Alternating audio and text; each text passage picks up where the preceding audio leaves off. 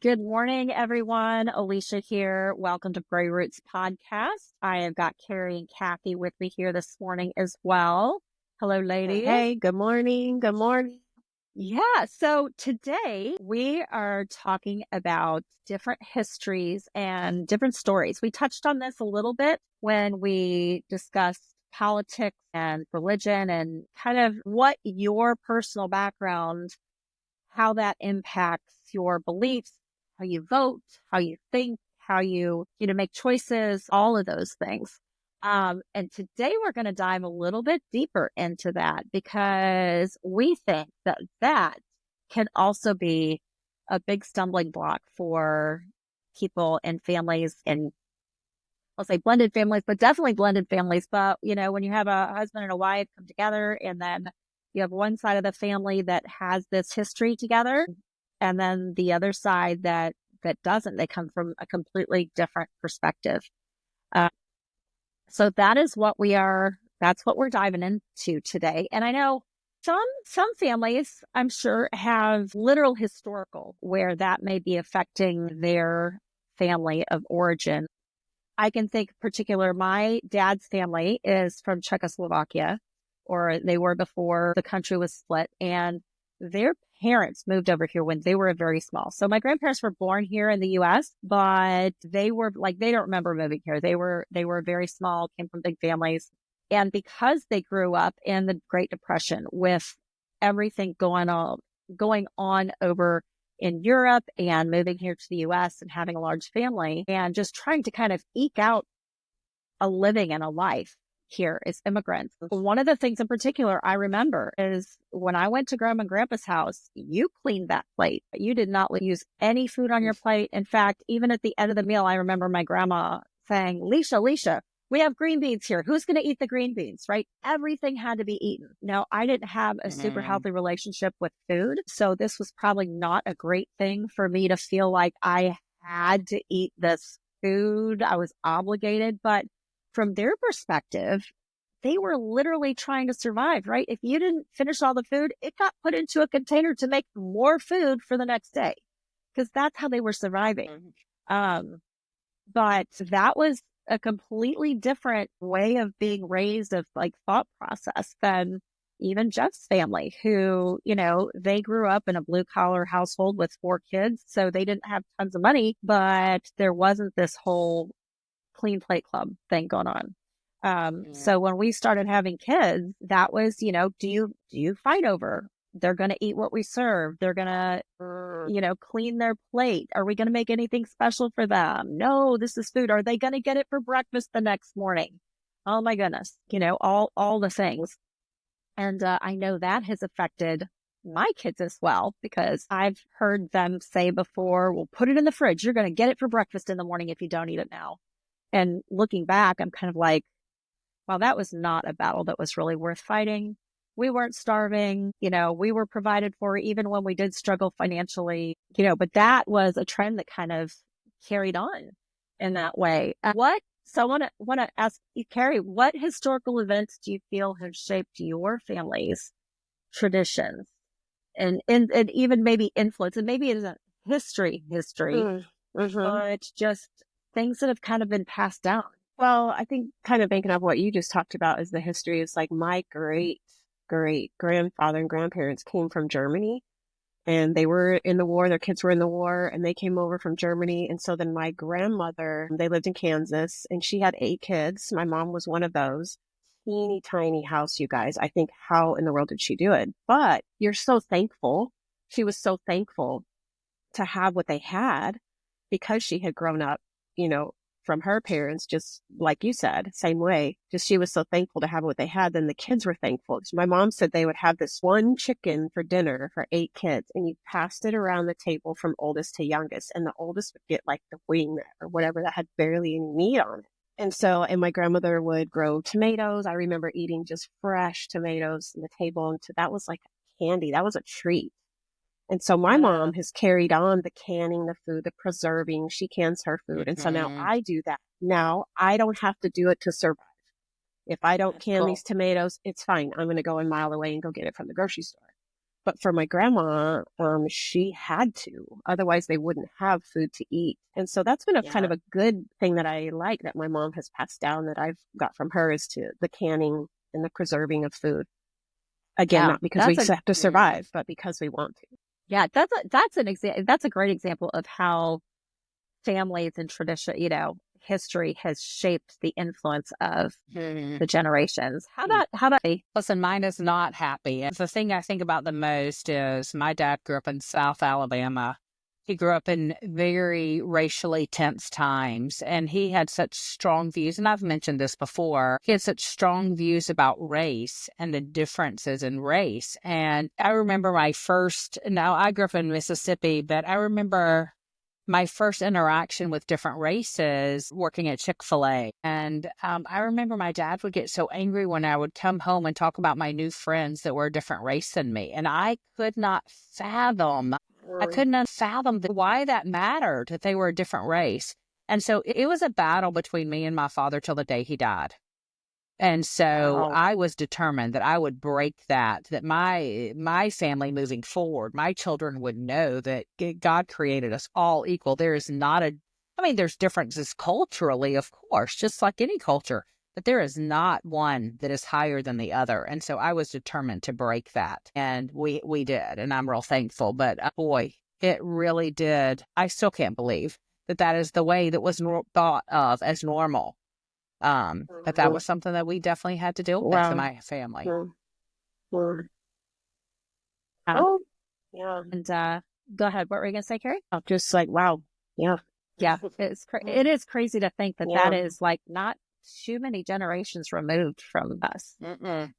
It's not. I No. mean, I think sometimes, you read about it in the history books and you think, oh, that was like, it really wasn't that long ago, which is kind of scary. And I think with that, there's probably some trauma and healing that has had to be done.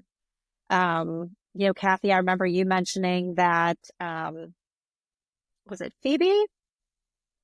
That your dad was just not really happy that you adopted her because she was a different race. That had to be super hard. I mean, you adopt a child, you're taking that child into your heart, into your home, like that's yours. How did you navigate that? Well, I mentioned, I think, in another podcast about my dad, the way he dealt with that, how he told me he referred to my daughter as an it and to give it back. And that was crushing. My relationship with my dad was severed at that point. I just ended it and told my dad that I chose my children. And now we did have healing, we did have restoration, but it took some time. And it makes me sick to my stomach to talk about it, to be honest with you. But at the same time, I don't understand. I mean, I'll never understand someone believing that way. But my dad kept saying, but it's a different time now. It's a different time now. And I do go back to how people view the world is often how they were told to view it or how they were raised to view it. But I also am one of those children who has now an adult say, but you don't have to believe that way. You can choose. And I knew as a young child, it wasn't when I became adult that I realized that was wrong. As a young child, I knew this is not okay. And so I, stood up to my dad then, but definitely when we were in the process of adopting our daughter, it came to a head and it was not pretty and it caused a great divide in my family. There's no other way to say it. So kind of jumping from that to other trauma, I feel like that's definitely a historical event, slavery, the war, all of those things that kind of became ingrained into the way that people believed how people were treated, either well or poorly. But then I also feel like there is trauma that happens within the family unit itself. And I think we all have experiences of that and how that can get passed down generations. Kari, I know with, Kurt dying, the father of your 5 children, that was a huge trauma for your family. We had our oldest son who was very much a prodigal child. And for many years, for about 7 years, we dealt with that. And the fallout from that with our family is, unfortunately, like, it breaks my heart, but it's still happening because we haven't yet gotten to a point where everyone has healed from that. Do you think that there are certain cycles that can be broken within the family unit? Yeah. Have you heard about that study they did with the mice? So it takes 7 years for that No, I trauma haven't. Tell to me go about that. away. Oh, it was where they gave them this certain smell and they would shock them at the same time. And so then they would react and be terrified. It's traumatic. And now that it came to a point where they did with the offspring, they didn't have to do the shock, but the same smell caused Oh, trauma wow. for 7 generations. And so you think about our Wow. parents, their parents, and then their, those traumas, we're still feeling that. I do think we can intentionally do some hard work and say that stops here. There's generational trauma and that stops here, but that takes a lot of work, a lot of some therapy and just some working through some things in a hard way. I do believe God can do that and clear that, but we have to be aware of it first. For me, I know I didn't talk to my dad for a really long time. He was an alcoholic, as I said before, and just really didn't know how to love. Kind of a jerk. And once I found him again after those 20 years, he was able to tell me some of his own story and how he had to take care of his own mother who was sick when he was a 4-year-old and a 5-year-old. And so it gave me that he wasn't able to love.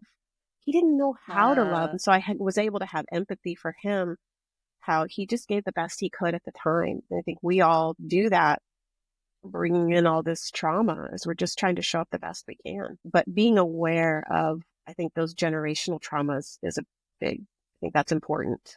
Maybe ask some questions. Maybe ask some questions of your parents or, their situation and the grandparents so that we can be aware of that and watch out for that and heal from it. Yeah. So, like, how has that trauma, like with your dad, how has that shaped your own life and relationship with your kids, your husband, your mother-in-law, all of that?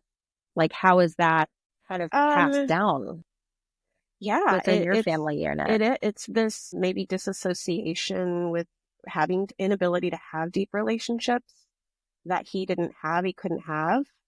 And so as a child, I didn't receive that love from him, in a way that I think that I needed. He did it in whatever he could. He was an alcoholic, but so I didn't think I received, so I didn't know how to do that. And then when Kurt came in the picture, I watched a dad. Like I got to see how that's what a dad looks like. But that was such a short time. And so it's been really interesting to watch Andy with his kids. Like, I don't know what this relationship is supposed to look like. I don't know what that father from my own experience and then from my kids. Like, it's so crazy. So watching him with his kids has been really good to see. That's what a dad and a daughter relationship looks like. That's what that should look like. But I didn't realize that hole was that big until seeing him with his kids.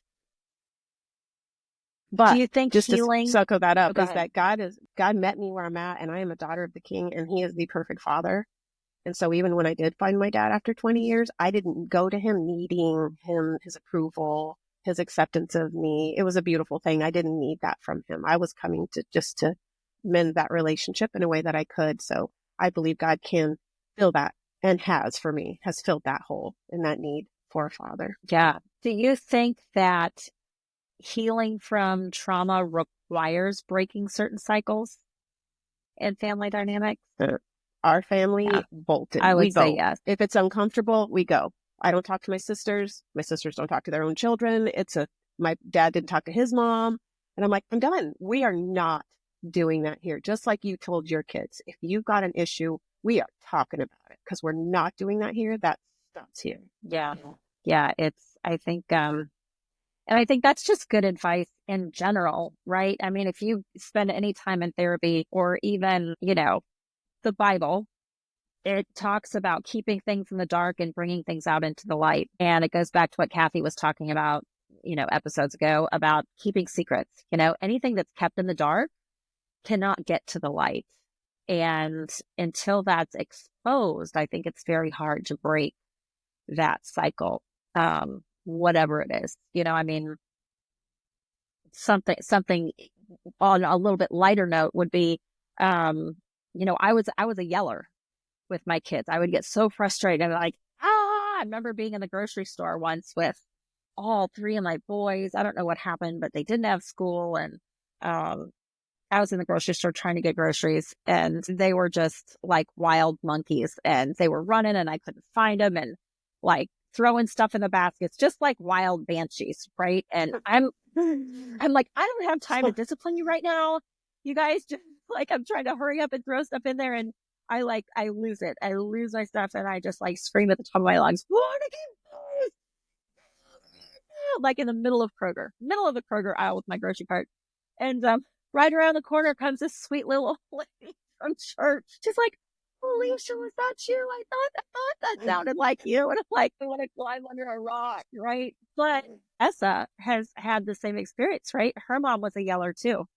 And her mom was a yeller because her mom was a yeller. My mom was a yeller.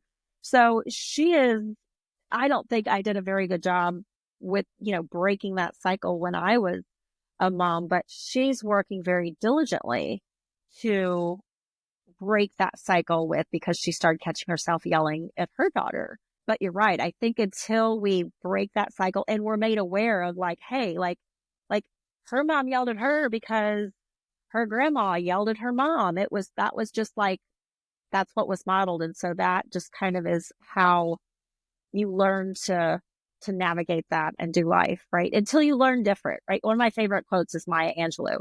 And that's, do better. And then when you know better, do better. That's not the quote. I forget what it is, but it's something about do the best you can. And then when you know better, do better. You can only do your best until you learn something different. Like that. So that's definitely been one that I have tried to kind of cling onto. What about having conversations about this kind of stuff? Family trauma, secrets.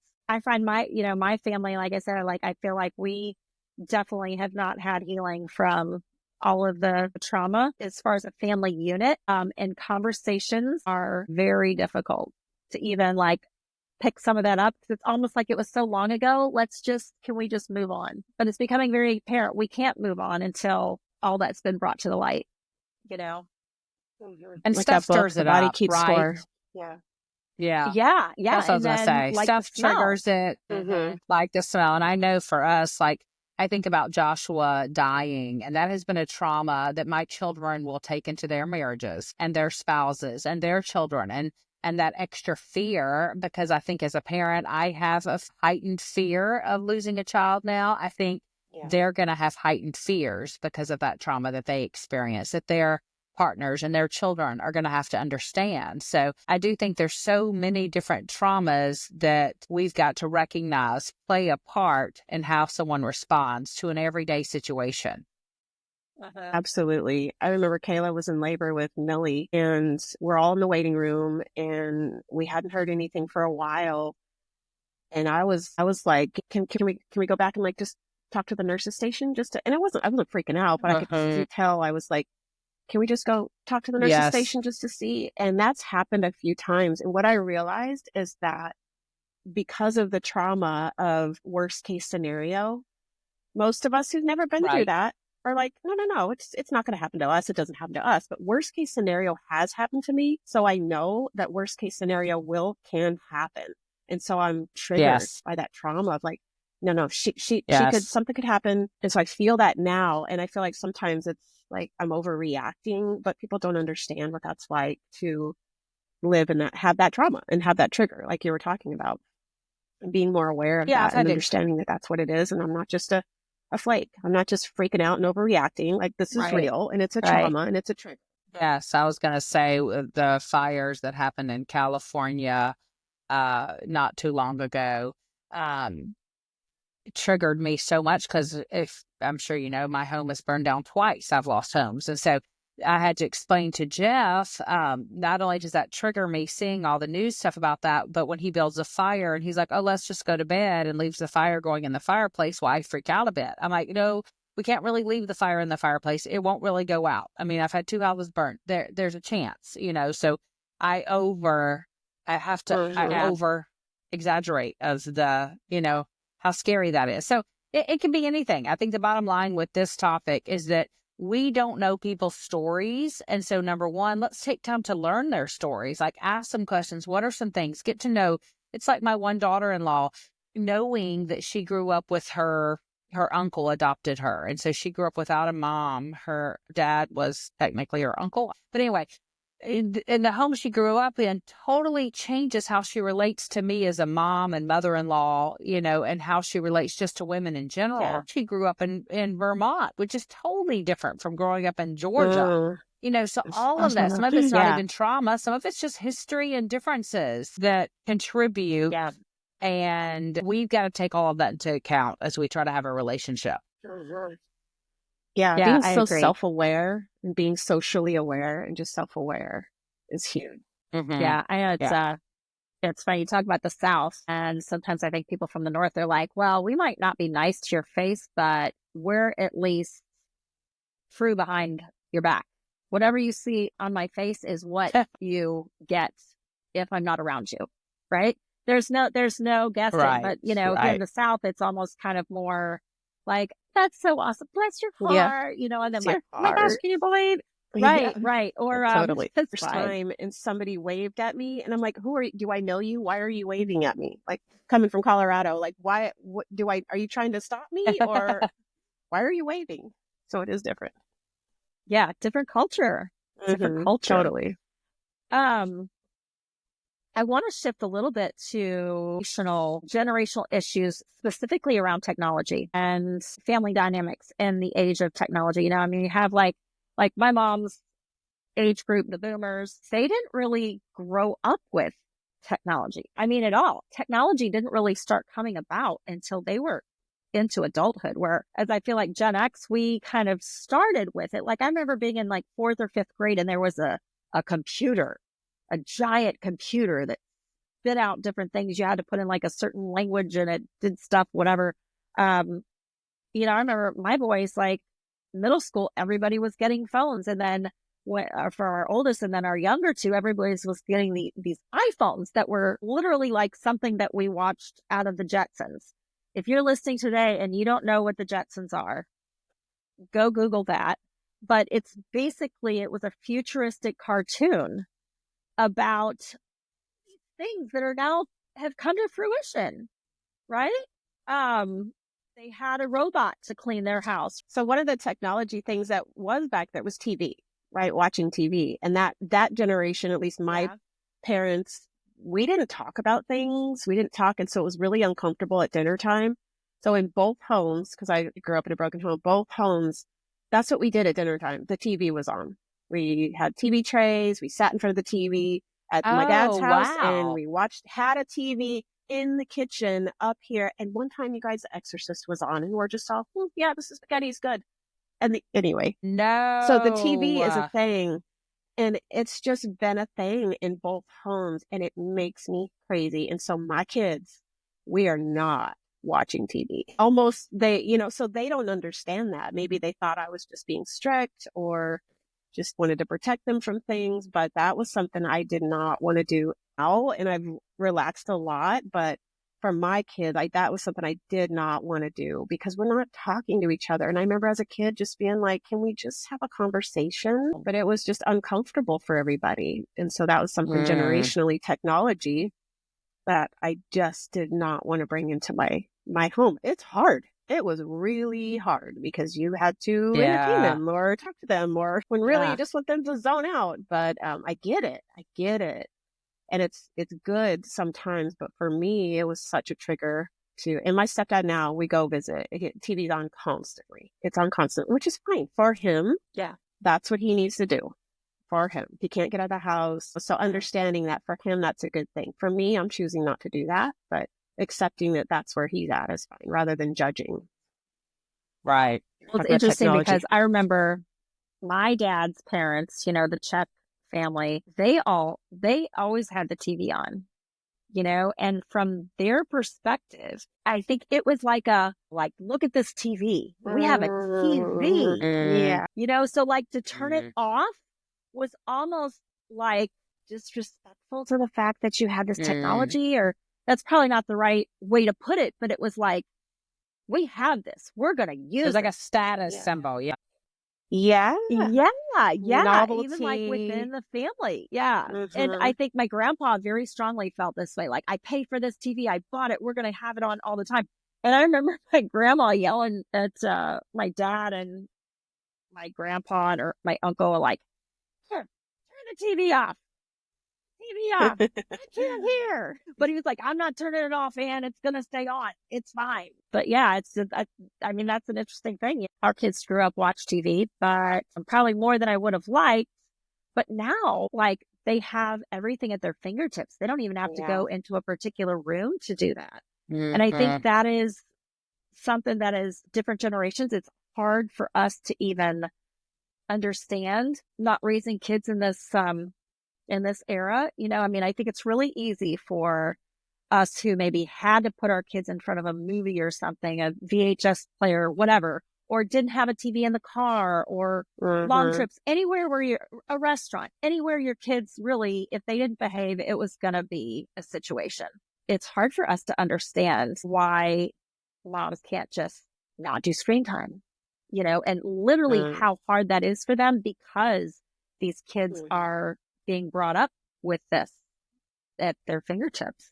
You think of Um, how that's changed so much from what you just said of how it was this family gathering around the TV. We're going to watch the Disney, I don't know, it was like this Wild World of yeah, Disney or something that was Movie on of all the the time. week. yeah, Like Yes, everybody's going to sit yes. down and we're going to sit that together as a family. And so it's this bonding thing, yeah. novelty, and how it's gone so far from that. It's not that anymore. That's sad. Well, and even before that, Carrie, like my mom and dad's generation, they sat around the radio and Oh, listened to Right. stories. Like at certain times, right before there was TV, there was like the Yes. together. radio, Mhm. and Yes. everybody would sit around the Yes. radio at a certain time because this show came on. It was still Mhm. kind of a family activity. And now you walk into a room and it's everyone with their own device, everyone watching their own thing. Like they're not even interacting. It's literally 8 people in a room with 8 devices, 8 people looking down. I don't Yeah, know. It's such a balance with technology because, yes, we love it. It takes us further in so many ways, but I do feel like it's the biggest barrier in true communication. I just personally still feel like Yeah. it We takes could us away probably from have, face to face yeah, communication. absolutely. We could do a whole podcast yeah, episode on that. for Hmm. sure, for Yeah. sure. Yeah. And even just like people who are our age or above, just challenging you guys, like, try not to judge those young mamas. Hmm. They're doing the best that they can, just like we were doing the best that we could. Hmm. And it is I mean, very easy. You get so frustrated. Yeah, okay, watch your tablet. Watch your tablet while I make dinner. Or, I mean, I'll say I'm a fan of using it. Like if you have to go out to an adult dinner or something, right? Like you actually get to talk to adults and, maybe not all the time. I think it's important for them to learn to sit around the table and communicate with the other people that are there instead of just being on their tablets. But I mean, sometimes you're just like, Lord, give me a Hail Mary. Where is that tablet? I need them to just, you know? So anyway, but yeah, I Whereas our think that's parents' the, generation, it was more interactive. Interactive. Everybody was interacting, and we were used to that. We had those skills, and we were used because that's just what you did. Whereas now we don't have those skills. The kids aren't learning those skills, and so creativity. it's a just grab the phone. So it is a generational difference there. Yeah. Yeah. And I think about what it's going to be Yeah. like for like our grandkids when they're raising kids, because technology is only growing exponentially. Right. So I worry sometimes, like, what is that going to look Mom, like for them? can you Because they're already fly used to me having to it. my friend's house? Let's just Yep. beam ourselves. Yep. We're going to be beaming ourselves different places. Yeah, that'll be crazy. Well, there are lots of things that are affecting our histories and our individual stories as we come from those backgrounds. And my hope for everyone today is that our hope for you is that as you kind of listen to this and identify some of those things, whether it's an actual historical event that has impacted how you became who you are and how you parent and grandparent, or if it's maybe a trauma within your family growing up or your family raising kids, or if it's just something as simple as technology where you're just not seeing eye to eye with that other generation or that side. I think our hope is that you would be able to see that, identify it, and then again, right, like grace and empathy, and then have a conversation about it, right? Mm, Give them grace, yes. try to understand where they're coming from instead of just judging them and being flippant about it, and have a conversation like, wow, I never thought about how hard it must have been for you when your kids didn't have any Mm-hmm. technology. Or, wow, I can't imagine how hard it must be for you when your kids have technology all the time. Like, that must be like cutting off their right hand when you take away their tablet Mm-hmm. or their phone or whatever. So I think that's the goal for today, Hmm. right? Is still comes back to trying to connect and communicate, even in those sticky situations that occur because of just our different stories. Yeah. Mm-hmm. Yeah. Agreed. Agreed. Y'all have anything that you'd like to add for that? Last little things that, Yeah. any tidbits? I think if for the younger ones, I wish I had done this sooner. You're young, you're newly married or whatever, if that's your story, and we're all in it. And sometimes we get super self-focused, is to challenge you to open up a little bit and to ask, like you were saying, ask questions of your parents or your partner's parents or their grandparents, to Yes. hear their story. Be open to that now rather than later, because it'll maybe Yes. open up some reasons why certain behaviors are happening, and you can have more grace and empathy for them. Really, if you understand, if we Yeah. understand, that's one of the Bob Goff quotes, is if we understand people's story, we would be able to love them better. So Yeah. just challenging the younger generation to maybe do that now rather than later. Yeah. And oh my gosh, younger people, if you have grandparents or even great grandparents that are still alive, pick their brains. Pick their brains. They have so many things that they have learned along the way, and wisdom, and just what life was like when they were growing up. I mean, it's Uh-huh. vastly different from what you have today. And I think we can really learn a lot from that. So, Yeah. all right. Well, we are going to wrap up. I hope y'all enjoyed this episode. We will be back next week with some more sticky stuff. So We'll be here. that's all we got, y'all. Have a great day. Choose a great Bye. attitude. Love y'all.